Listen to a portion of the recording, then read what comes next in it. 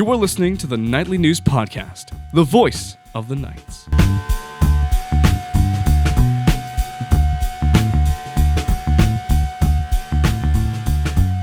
Welcome, everybody, to the Nightly News Podcast. This is Professor Paul Miller, and I am so honored to be joined by our Assistant Athletic Director, Kenton Alston. Kenton is stepping into the head coaching role for the Central Penn Knights men's basketball team here in the 2025-26 season. So we're going to talk a little bit more about that. We're going to take a look at some of his new assistant coaches. We're going to talk about the robust D1 schedule. We're also going to talk about returners and new players, as well as a few other items that we have going on. So, Kenton, welcome to the show. Thank you so much. It's always a pleasure to be here. You know, I love you guys and love everything you do.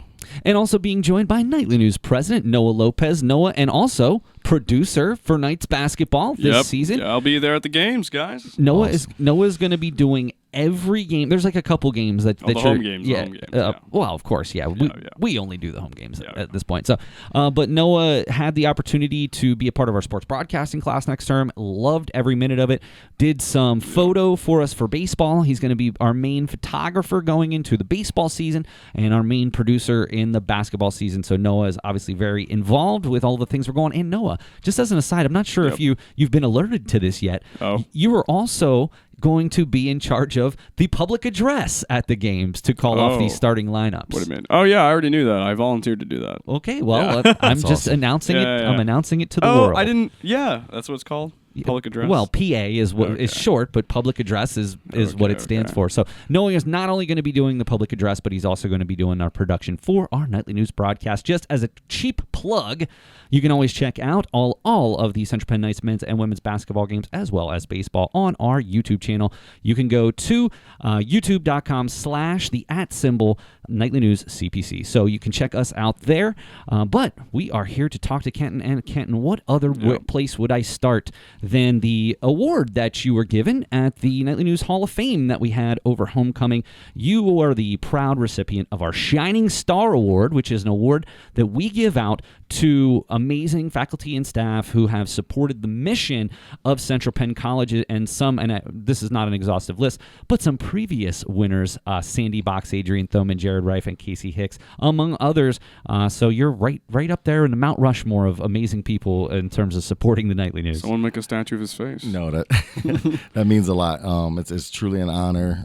Like I tell you all the time, Paul, ever since day one, meeting you, hearing the vision of Nightly News and everything that it's all about, I was bought in and sold since day one of being here. So it's an honor. I will always try to do what I can to advocate and help for Nightly News as much as I can. And just some of behind the scenes, I felt terrible that day because, you guys were in the middle of not only two of the main people who were there were being inducted in Andrew and Abby. You had 1,000 things going on that day, and I had actually kind of talked to you about this later, but in a way, unfortunate that we do the Hall of Fame that day because everybody is pulled in so many different directions. Yes. I still believe that it's the right time and place to do it because it is sort of the kickoff to homecoming. It is an alumni event. It's getting those alumni to come back to campus for our homecoming. But at the same time, situations like this, like you had trouble even being able to make it. And I said to Casey, I'm like, we need to get him over here because we're giving him an award, even if he can just come over for a couple minutes. Is it always held on the same day as homecoming? Is it always that same date? Well, of the afternoon of homecoming, yes. Homecoming's always the same day every year? Not necessarily, but it's the same structure in terms of like the Friday, Saturday. Okay. The dates are dependent on some other factors, but anyway, I don't want to belabor this point, Kenton, other than to say that ever since you've been here, the amount, not that I didn't feel supported prior to this from our athletics department, Casey's always been wonderful, but I've managed to be able to work a little bit more closely with you because some of the things maybe that Casey had done in the past have now come on your plate. Like even something as simple as, working with you for the concession stand at the homecoming soccer game, which by the way was a huge success for the Nightly News, and again, great. We greatly appreciate that. But even just those types of things, like it's made my job so much easier in terms of the interaction between the Nightly News and the athletic department, and so it's the least that we could do. Yeah, and that's always the goal, is to make life easier for you guys, and you guys put in so much time that people don't recognize, like being at the games, doing PA, announcing the games, recording it, bringing students there to have that experience, that real life communications experience. So it means so much because like it's helping everybody. You guys do a great job, and I wish I could take you guys on the road too. I mean, that would be awesome. we would have to pay you to do that. Maybe someday. Maybe someday. Anyway, I don't want to belabor this point other than to say congratulations, Shining Star. Oh, I mean, thank you so much. I'm not here without you guys, and like I said, I'll always advocate and be a fan of Nightly News always. Well, I appreciate that immensely. Well, let's move on to our season preview for the 2025-2026 Central Penn Knights men's basketball team. And, of course, where else to start but with the new head coach. You are now the new head coach of the men's basketball team. Of course, you had previously been an assistant coach.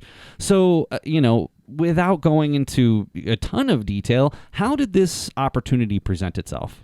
Yeah. So it's something I've always been passionate about. I think that's kind of what brought me to Central Penn, honestly, with my relationship with Casey was the basketball side of things, not the administrative side. But I've been blessed to take on that role as well as assistant athletic director, and to be able to work with all of our athletes and all of our departments, to get to know you, Paul, faculty, staff. Like, it kind of just made life easier because I built those relationships with the campus, with professors, with the all-around community, that now as a coach, I'm better able to serve our student athletes as a coach, having those relationships. Even something like the recent Trick or Trot, which was a new initiative from the athletic department. Oh. I was unable to make it, but I saw so many pictures, and it seemed like it was so successful. Those are the types of things that maybe before you'd gotten here might not have been done. But how are you able to take this job that you have and then on top of that, coach? I'll be honest, like, it goes right back to my family, honestly. Like, without that great support system back home, I'm not able to do that. Like, my fiance is at every game. She's essentially like our team mom. So she's at these events. The guys on campus know her like their second mom. And so she's like the nicest person in the world too, by the way. I appreciate that. Like, that's what it starts with. So shout out to the family. Like, without that family support, I'm not able to put this extra time, be here on the weekends, and without any adversity, like, she's there usually right along with me. So it's a family thing. I also wanted to ask you, what kind of plans do you have for this new season? Since you are head coach, this is like the first season you're really in your position. I mean, you've had the title for a while, but what do you plan to do? What do you guys see for the future? I'm kind of glad you asked that, Noah. Yeah. A lot of people think year one, they're thinking like rebuild, they're thinking it's going to take a little bit of time, and that's the realistic response typically. But Yep. me, I'm a competitor, so Yeah, a former student athlete myself. I want to set the guys up the best we can to win right away, and I don't necessarily see it as like a rebuild like most people do. One of my players said it yesterday, Khalil Dukes. He's like, people are expecting coach to lose. It's year one, but like we don't have that mentality, and No. that's what I'm trying to instill in them, is that like, hey, we're coming, we're ready.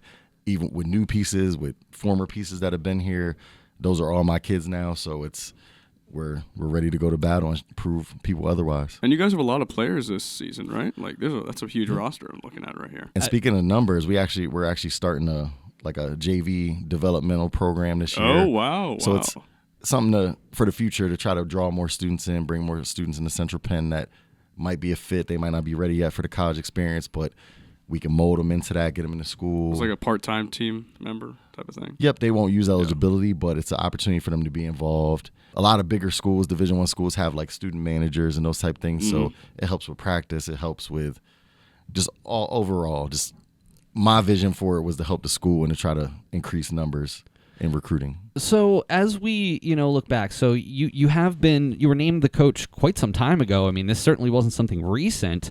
One of the things that you can notice if you go to centralpennknights.com and click on the schedule, oh my gosh, you are, number one, I want to start off, for one of the first times really since I can recall, a home opener. And I will say that we are recording this just before. I know this is going to come out after the home opener, but we are recording it just before. Let's just say this. What impact does having that home opener mean for the guys and not so they're on the road for such an extended period of time to begin the season? It's a wonderful opportunity. I think it's a wonderful opportunity for the whole campus, not just our student athletes, but the ability to have Abby's been setting up a kind of like a pep rally type thing to lead into the game. It could get the campus community involved. It's great because, as you mentioned, Paul, I don't remember the last time that happened historically. So to be able to start off at home, it's always a blessing and a great opportunity. And I'll tell you, from my memory, Cheney, who we play, it's always a good game, and it's always a back-and-forth contest, so the guys better be ready to go. But, of course, like I said, we are recording this just before that, and, of course, wish you well. And, again, that game will be available on our YouTube channel. But I also want to talk about some of the NCAA games. In fact, by my count, you're playing six NCAA games between some Division I, some Division II, some Division III. Yes. Wow. Those are your essentially, okay, so you have 2 home games, and we're just talking about the month of November at this point. You have 2 home games, and in between those 2 home games, you've got a NCAA Division I and NCAA Division III. You come home November 13th for a home game versus Penn State Schuylkill, and then another Division I, Division III, and Division II back-to-back. So you're looking at a tough road to climb here over the first really 3 weeks of the season. What is the rationale and thought process behind making the schedule that way? Absolutely. So I'm a coach that I like to front load the schedule with tougher competition and those higher level games that are really going to help us, win or loss in those Division I games or those NCAA games as a whole. It prepares us for conference play later in the season. When you're playing a level of competition like that, it's win or loss is going to get you ready no matter what. Like, you're playing against bigger guys, the physicality is different. So once you get to that conference play and you're playing your peers and people that are kind of at your level, it makes life easier at that point. So to front load it like that and to have those opportunities to play those D1 games, to promote our student athletes, I'll be honest, as the competitor in me, I'm going into those games and we're trying to win. Like, it's not a just go in the building and just be there, enjoy the experience and get your stipend. Like, no, like we're preparing every day to practice to win and compete in those games. Well, I'll tell you, you would get a heck of a lot of press on ESPN if you'd knock one of those teams off. But yeah, that would be awesome for Central Penn, honestly. Let me ask you this, and you know, I guess my fear, never having coached any kind of high level sport, my fear is, yes, the 2 home games are great. Hopefully, you know, we have a good showing, we win those games. Don't you think come around, you know, November 24th, after maybe some really, really, really tough competition, how do you keep the players up and motivated after what could be some really, really challenging opponents? That's a great question, Paul, and that's something I think about always, even with the schedule and creating the schedule. That was something I kept in mind, like not letting those guys get down mentally. I think those guys are like thriving in those moments to be able to play those Division I teams, so it's more of an excitement thing. In the past, I know they probably thought going into those games, yeah, we're definitely going to lose these games. But strength of schedule-wise, it'll help us win or loss. My coaching style and just uplifting these guys and being that father figure, like that's my role, is to keep them uplifted, working hard, and understand that November, record-wise on paper, might not look great. But my goal for the team, and they all know this, is our goal is to try to win every home game and win every conference game at a bare minimum. Anything else is extra. So we're going in those games competing to win, and November might not look great on paper, but they know that like we're doing it to compete for an ESAC championship, which is something we don't have in our history either. I think those November games actually, like, you see all these D1, D2, these NCAA games, they kind of serve as like a motivator. Like, even if you do bad, it's even a close match, that's a huge ego boost for the team. Like, wow, we had a close match against this Division I team. Absolutely. You know, and that can help drive you to do even better going forward. Even our scrimmage this past Friday, we played the Central PA Kings semi-pro team out of Central PA, and we won by 14. Wow. That's incredible. So those are the goals we have set. Like, we know if we play adults and we play people that are grown men and more physical, it's going to prepare us. Like, we've been working so hard to change our culture and change our mindset that, like, we feel like we could go into those games and win. So that's a real reality. And a win would be amazing. So but as wonderful as you are, Kenton, and as motivational as you are, it's not just you that's a part of this. You have 3 new assistant coaches. Talk to us a little bit about each one and share with us not only how you know these folks, but what role they're going to play. Absolutely. And they're just as more important, if not more important than I am in this mix, and that's why I have them here at Central Penn. But we'll start with Coach Steph. Coach Steph will be taking over our JV program and also be one of our assistant coaches. But she's so motivational, spiritual, just a great leader. Just always says the right things. And like to the guys, like she's always motivating the guys. And they have their first JV game against Penn State Altoona's developmental team tomorrow. So I'm excited for that. But she's just a great leader, motivational leader, a lot like me, but on the women's side. But I'm big on having diversity on my coaching staff. So whether it's male, female, people from different cultures, like our kids need to be exposed to that and understand that, like, hey, this is the world's changing. Women are coming more on the coaching side, on the men's side. So professionally, you see it a lot, but just to give them that opportunity too. And like, she deserves it. She's great. Coach Mullen and her son Lucas from Red Rose Thunder, they're owner and coach of a professional team currently still, which is a great opportunity for our guys to have that type of leadership and to know, hey, this is what I need to work on. Get invited to tryouts to see where they are compared to where they think they are. They're both great. They're actually in China right now, coming back from taking a pro team over to China. Wow. Just the opportunities. They're wonderful people, which is the most important part, but the opportunities it will create for our student athletes is what's most important. One last question. I see Lucas Morrison, that you said is Coach Malin's son, is the assistant men's basketball coach, but the director of coaching analytics. Now, I am not. What does that mean? Yeah, I am not familiar with what this position might entail. Yes. Can you share with us a little bit more about what his particular role is? Absolutely. So he's all around help, even on the court. Like, it's not just the analytics side, but he's that type of dude that'll break down film, break down stats. Oh, nice. Have the different platforms to just view like shooting percentage and the analytics to know, like, hey, like, this is what we need to work on for this player. This is what we need to improve on shooting wise for this guy. So like, just very thoughtful, just a mind of the game. I'm excited for him. He's still young, but has so much experience under his belt already that, like, he'll help us on that end. And we need that. Like, a lot of our guys always have those questions or want to break down film or have those specific things like ready for them. So it just gives them that extra like added resource to know that what they need to work on in the most detailed way possible. And before we move from this, and Noah, I want you to chime in here too.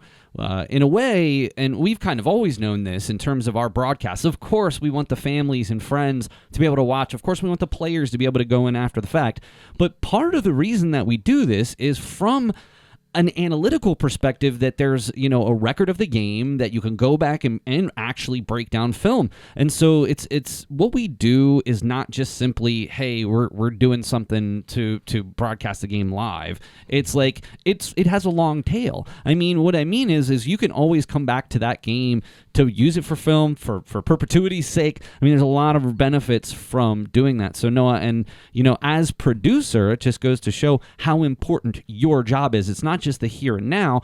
It's that once that video is done and on YouTube, they're going to have access to it for certainly the rest of the season, but even beyond that. And another thing I want to add about that is when I record the games, you can really see the movements. I know it's just kind of weird to say, but you can see what they're thinking in a way, just by the way their bodies are moving on the court. And having to follow them with the camera, it feels like I'm in the game almost. I'm interacting with the players in a sense because I am giving them an extension of their play in visual form on a camera. And I'm creating a documented diary of their game so that they can go back, they can watch it, they can study it, and even study themselves. Because I don't know, but for me, when I'm producing, I like to zoom in on the player with the ball so that whoever has the ball can see themselves and they see what they're doing and how they could play better. And like whenever we have a free throw line, I zoom in so they can look at their form. I also I zoom in on their running patterns. So I am not just thinking about it from a broadcasting point because I am a little bit of a basketball fan myself. So I want them to get that little taste of the analytics side, of course. No, and shout out to you guys saying that about the length and like how long these videos last. Like that's the last Cheney game from last year, our home game, is what we're using for film right now. Oh, really? You guys are watching it? Because we don't have Cheney film right now. They've had 2 scrimmages up until this point, but they don't film their matches? They do, but they agreed, like between teams, they agreed not to share that footage. That's what we're using is that nightly news footage from our last home Cheney game to to analyze them, break it down, break ourselves down, the guys that are returners, and it was perfect because that's what we're actually doing now. You must have been a broadcaster in previous life because you did a great transition there to what we were going to move on to next. Oh, yeah. We have a few minutes left here in the show, and I want to take some time. Now, listen, I want to preface anyone out there listening, Coach Kenton, we do have a limited time, so we're not going to be able to necessarily break down every single player. So if you're not mentioned here, that doesn't mean that Coach Kenton thinks any less of you. He still likes you. He Yes, still likes make sure you. you guys hear that. Make sure you guys hear that. Yeah. But I do want to focus on some returning players. One of the people who you had mentioned, actually two of the people I would like to talk about, and then I'll turn it over to you, both who have been on the Nightly News podcast talking about their experience as players for the team. The first one you'd already mentioned, Khalil Dukes. Talk to us a little bit about Khalil and coming into, I believe, is this his final season? This will be his junior season. Oh, he's a junior. Actually. Yes, Okay, because okay. he missed a season due to injury. Yes. But what is it like to have a guy like Khalil as captain or de facto team leader with this group of folks who, some returners, some new players? What does that stability mean to you? Oh, it means a lot. I always, as I mentioned earlier, like keeping some of those guys from last year's group. I inherit those guys. Those are now my guys. I'm not the type of coach that's like, hey, man, these guys were here before for the previous coach. These aren't my guys until I recruit a new group. Like their time and their investment, like those are now my guys. And like I'll take care of them until it's the final day. But Khalil, he's going to bring a huge form of leadership. He's been here. He was recruited by Coach Archer, actually, which was here before Coach Martin. So he has that experience school-wise, the leadership ability to be able to help our student athletes all around, not just on the court, but knowing what Central Penn's all about. And again, I did have him on a podcast last season after the season finished, and it's a great interview.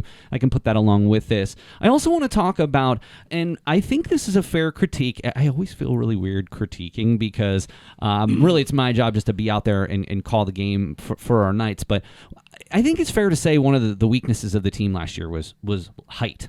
Yeah. We had a lot of small lineups, and there was times where our tallest players were, in a bad situation because they were matched up against people who were much taller than them. Got some Wembies on the field. However, speaking of Wemby Jr., Oh, yeah. Donnell Loud, who is a corporate comm student and a student who Noah knows very well and I know very well. Yep. What's it like to have him back this year? D-Lo.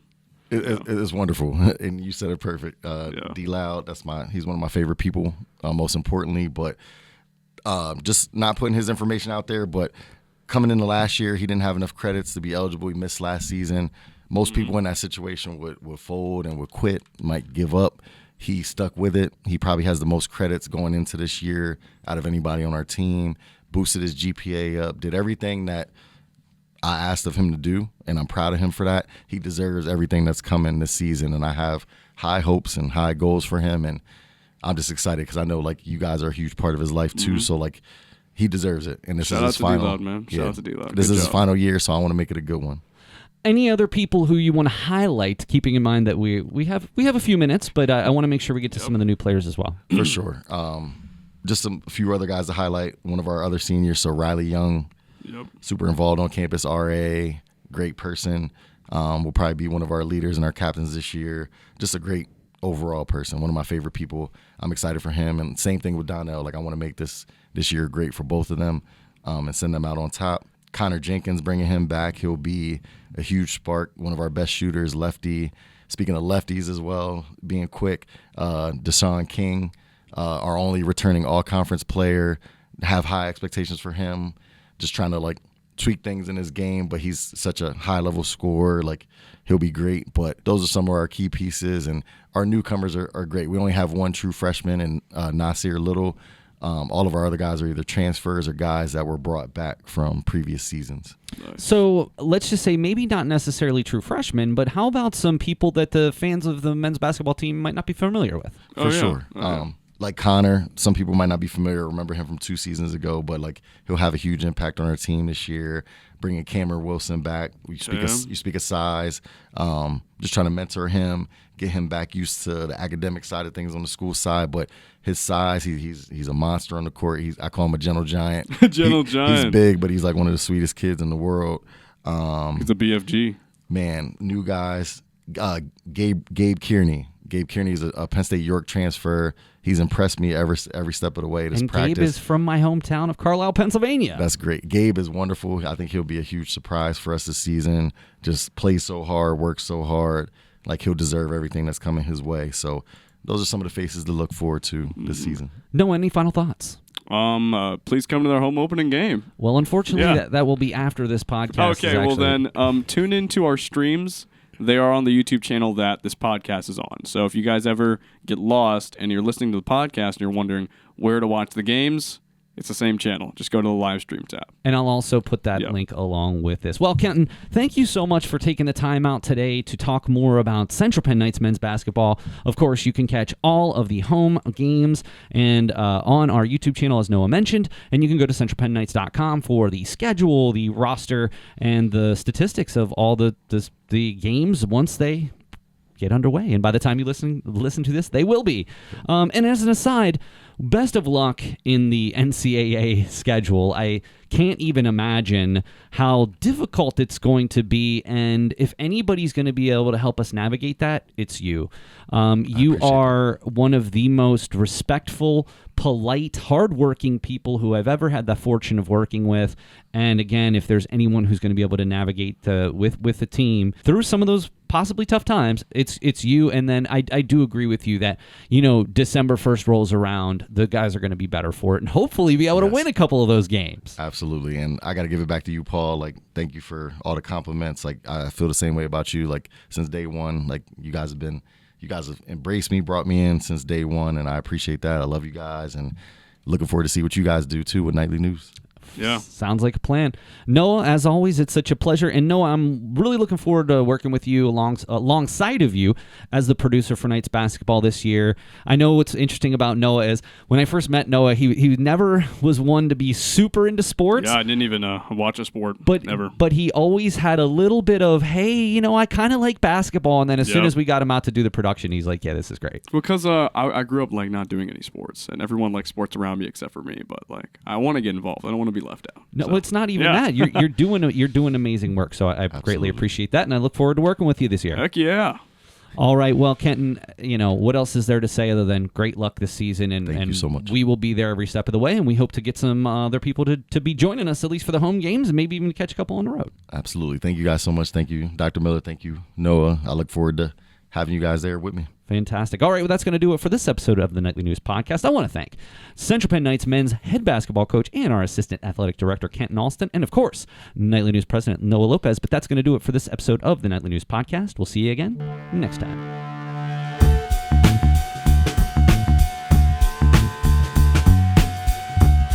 This is Dalton Kohler, co-president of Nightly News Media Club and broadcaster for the basketball games. You are listening to the Nightly News Podcast.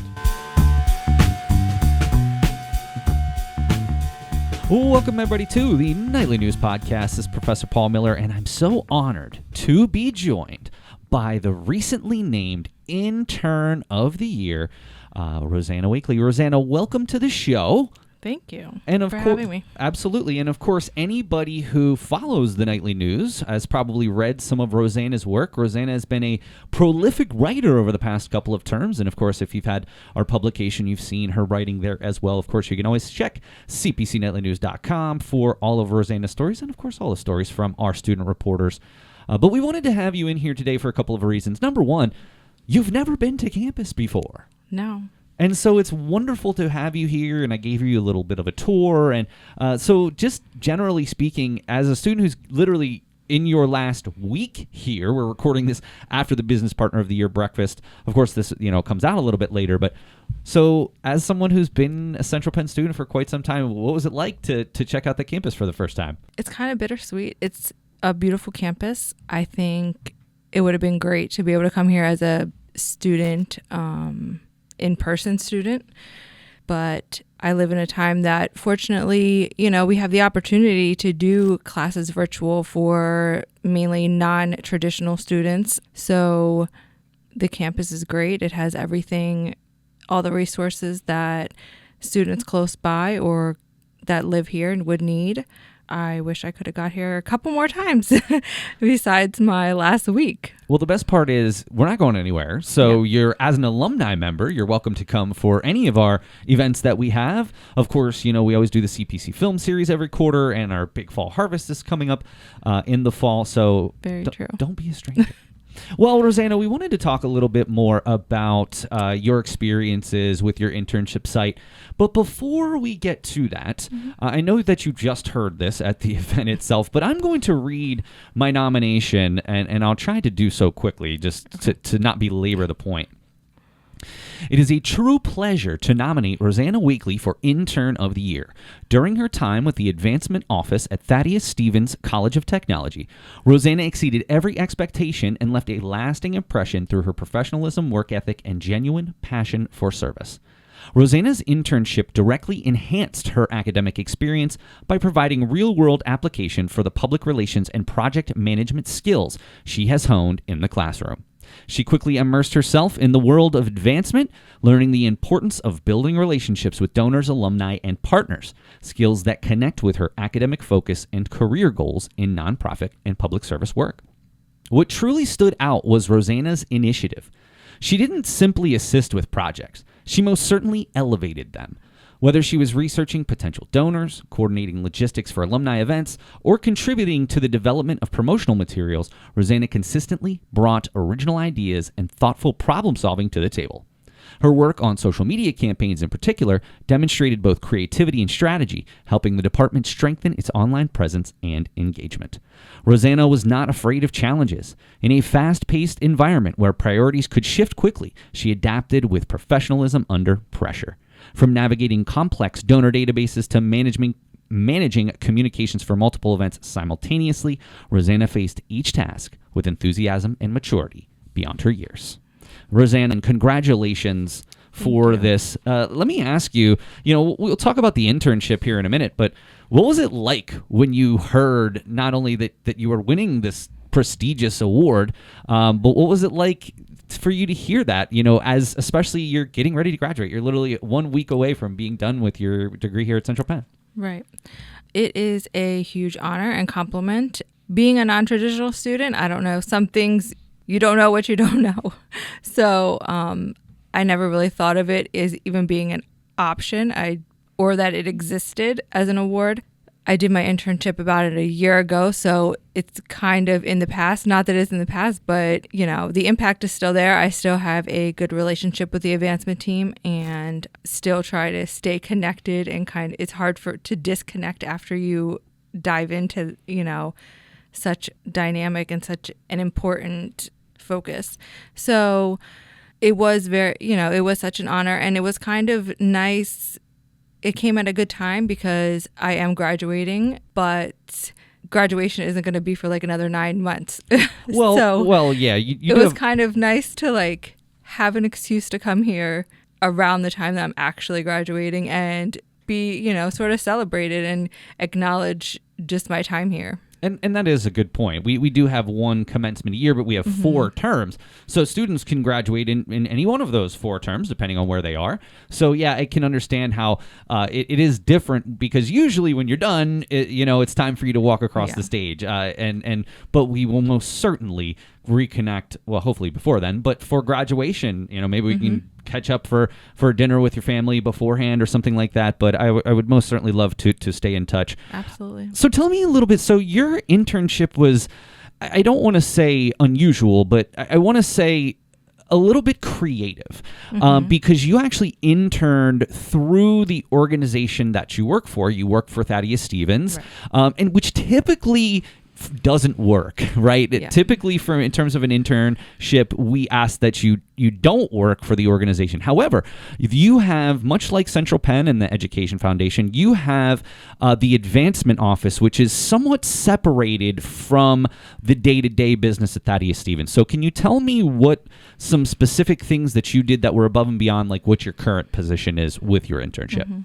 Yeah. When I presented the idea, or when I thought of the idea to intern there, at first I felt like it was a cheat because that's where I work. But then to me, it just made sense being having a full-time job, an internship wasn't the first option. It wasn't something that seemed kind of realistic because of the hours it was going to take and the hours that I work.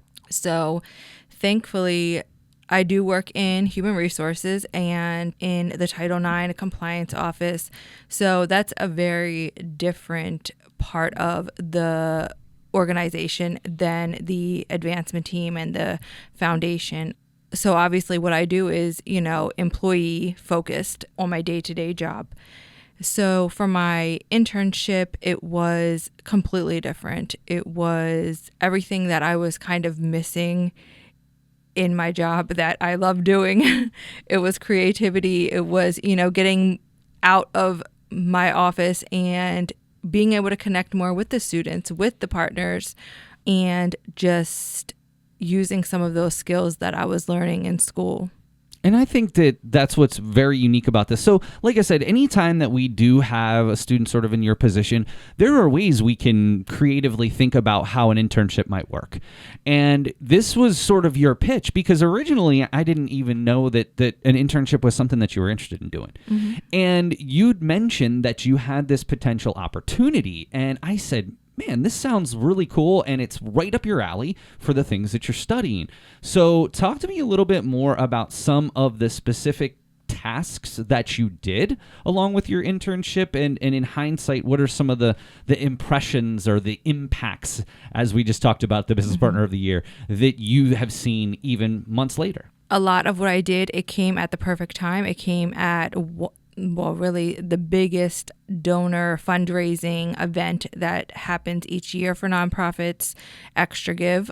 It is a 24-hour day of fundraising, and it's huge across Lancaster County and Pennsylvania. So that was right smack in the middle of my internship. So I started off diving into social media. I created an advertisement for Lancaster newspaper. They do a, Extra Give fundraising brochure. With social media, I got to go around and create these videos that kind of go along with everything we talked about today as far as impact. And I wanted to come at it from a different angle instead of, the director of the foundation, Jenny Gurman. She was amazing support. She gave me all the flexibility and along with guidance that I could ask for. We had a vision together to really show that impact, for people to donate. It's not just like this is what we do. They already know what Thaddeus Stevens stands for on paper, on a mission, on their mission statement and all of that. But to actually hear from the students that are being impacted by that day to day just made all the difference. So we raised it was close to, I think, $33,000 in that in 24 hours. That's unreal. Yep. So it was an increase of $5,000 from the previous year. Wow. And that was about 183 donors and it was a full day of, calling donors and just thank you calls and being out in the community. But leading up to that was those social media, posts that show the students and the faculty that really are impacted by this money. We have a grant that is the Stevens Grant, and it is for students with that little bit extra need, and it covers anything from tools to tuition to housing. So that's where a lot of the money, goes to. The money for that day also, it doesn't really have any restrictions. So that makes a huge difference on how we can utilize it in the college. One of the things that I remember, and again, in fairness, it was last fall term, right, were these videos that you made. I remember seeing them, and you cut them in a variety of ways as sort of a promotional kickoff to the Extra Give event. And those were some of the most impactful. And I promise you, in future years, including probably this upcoming year, they're going to use those videos again, because you managed to do something that is always a challenge with students, and that's bringing the emotion to a video, because frankly, in terms of nonprofit organizations, it's that emotional connection that people have with those organizations that allows them to really, whether it's just monetary or whether it's volunteering or whether it's just generally support or giving time, it's that emotional connection that you have with that organization. Those videos hit on that so well. I still remember them to this day. It's been a little while since I've seen them, but I can still remember them and the impact that they had on me, and obviously the impact that they had on other people. I mean, yeah, that's a significant amount of money in a 24-hour period. Again, I give you a ton of kudos. That couldn't have been the only thing that you did, though. No. Thankfully, I had a variety of tasks that I was able to jump into, and the whole team was very flexible on what I was interested in. I got to do things such as the things that people don't see, the back end of the college's website, and update information on there or create new links for partners, at the bottom of all of the majors. Little things, little tweaks here and there that people don't know how much time it takes, but it makes a huge difference for user-friendly options on our website. So, and just making sure that our information is accurate, because working in really any organization, both nonprofit and anything that you show statistics, it's constantly changing. So it's vital that it's always, up to date. That way, just your trustworthiness and your information is correct. Now, in fairness, you had worked for Thaddeus Stevens. How long have you been there? I just hit 3 years. So at the time, 2 years. So you had been there for a couple of years. You had some familiarity, but I still think that it's easy for you to answer this question. As we look forward, a lot of students here listen to the podcast. I would love for you to give them sort of some tips or pointers about how to be successful in their internship, even if it is a place maybe that they're not comfortable with or they hadn't had a lot of interaction with in the past. What are maybe 3 things that you can offer students that would help them hit the ground running at an internship that they have? I think to just be open. Don't be scared. Just be open to jump in. Be okay with failing, because in an internship, you are learning. It is still part of the learning experience. So I actually think they should choose somewhere that they are unfamiliar with.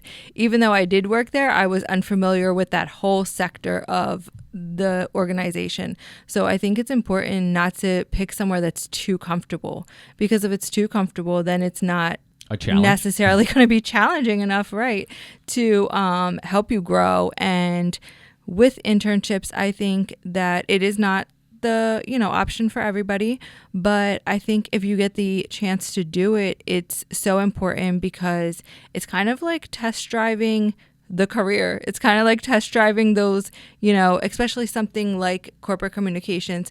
There's so many different avenues to go. There's so many different areas to focus on, and if there's some areas that you're unsure about, or that even areas that you really think you want to, it's important to go and try them out firsthand. It's different, it's great to do it in class, but it's different to go and do it in real life, kind of in a different atmosphere, and to see if, this is really something I like, or that's a great time to actually find out this is not something I like. It's funny. Before you commit to a job. It's funny because we have Steve Hassinger on quite a bit. You got to meet Steve. I'm sure you'd seen his photo and things like that before, but that's one of the things that we talk about a lot, is that we actually are okay if a student comes out of an internship and says, I'm not really sure that's... Normally you would think, well, we always want everyone to be happy and think that they're on the right career path. At the same time, sometimes if you go through an internship process and you realize that, hey, this maybe isn't for me, maybe I want to adjust my focus, that's still going to provide some experience to you, and it's not going to sort of lock you into a position that you don't like. Because just as we talked about the Business Partner of the Year, following our passion is so important. And that's what I talk to a lot of students about, is trying to understand what their passions are for their careers, so I can try to find them areas that are going to fill their cup, if you will, in terms of finding and making a difference. Because it's not just about collecting a paycheck. It is about really finding something that has an impact on other people. I've said this 1,000 times. Part of why I do this is because I do see that impact that I have on my students.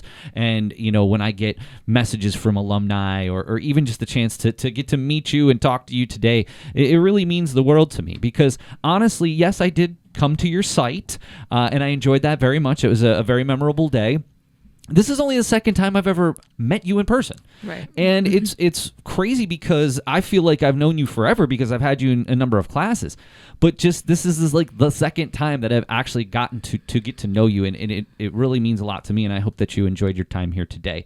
I have one sort of final question that I'd like to wrap up with. So we talked about how you're a non-traditional student, you're an online student. This is the first time you've ever been to the Somerdale campus to receive this prestigious award. You're getting ready to graduate.